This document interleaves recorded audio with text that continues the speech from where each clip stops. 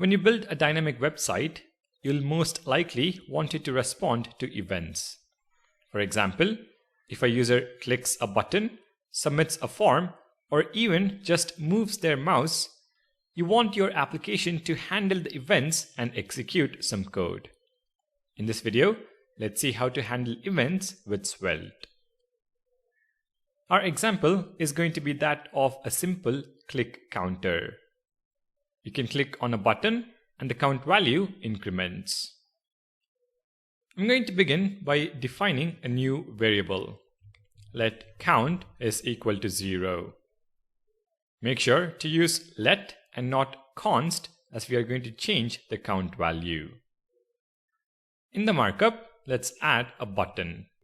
Button, the inner text is going to have a binding to the count variable, so count, and within curly braces, the variable count. And our next step is to listen to the click event on this button. Now, to listen to events in Svelte, we use the on directive. The syntax is on : followed by the event name. For our example, it is click. To this, we assign a handler. So on the right hand side, begin with a pair of curly braces, and within curly braces, the handler is an arrow function where we are going to increment the value of count by 1. So on the right hand side, within parentheses, count is equal to count plus 1. If we now save the file and take a look at the browser, we have the count as 0. When I click on the button, count value increments by 1 and the updated value is rendered in the UI. Now what we've seen here is an example of inline event handlers. The code to execute is present in the same line as the on directive. This is great for simple logic, but more often than not, the logic for many event handlers will be complex. So keeping your JavaScript code in the markup is not the best idea.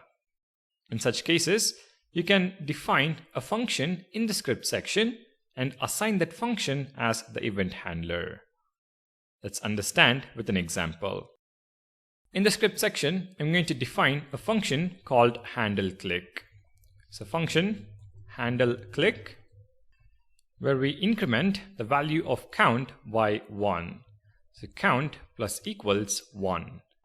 In the markup, I'm going to make a copy of the button, but this time, instead of using the inline event handler, we're going to assign handleClick. If you now save the file and take a look at the browser, click on the second button, and the counter still works as expected. Alright, this is pretty much the basics of event handling in Svelte. Use the on directive followed by the event name followed by the JavaScript code to execute, which can be an inline function or a function that contains more complex logic. Now there are a few more points to discuss about event handling. Let's quickly look at those. Sometimes you might want to access the event object, which gives more information about the event itself. Luckily for us, Svelte automatically passes the event object as an argument to the event handler. So in the handleClick function, we can specify a parameter called event, and let's simply log it to the console. If I now go back to the browser, open the console tab, click on the second button, you can see that the event object is logged to the console. This gives us a lot of information about the event itself. It's a mouse event, gives us the coordinates of the click event on the screen, tells us that the target is a button, and the type of mouse event is a click event. This event object is exactly what you would find with pure JavaScript and is nothing specific to Svelte, but definitely comes in handy when dealing with form inputs. What we do have to note here though is that the event object is automatically passed in only if you don't specify any arguments. If you do have to specify an argument, the syntax is slightly different. Let me show that to you. For our counter, instead of incrementing it by 1, let's say it accepts an increment size as its argument.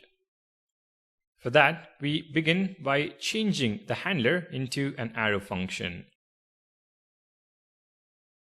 This arrow function automatically receives the event object as its argument. We simply pass that on as an argument to handle click.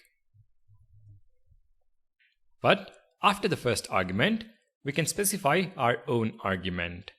Let's specify 5, make a copy of this button, and specify 10. Now for the handle click function, I'm going to add a second parameter called step size and use that instead of 1. If we now go back to the browser, click on the first button, increments the count by 1. Click on the second button, increments it by 5. Click on the third button, increments it by 10. So if you ever need to pass arguments to your event handlers, this is the way to go about it. Alright, that is pretty much about event handling in Svelte.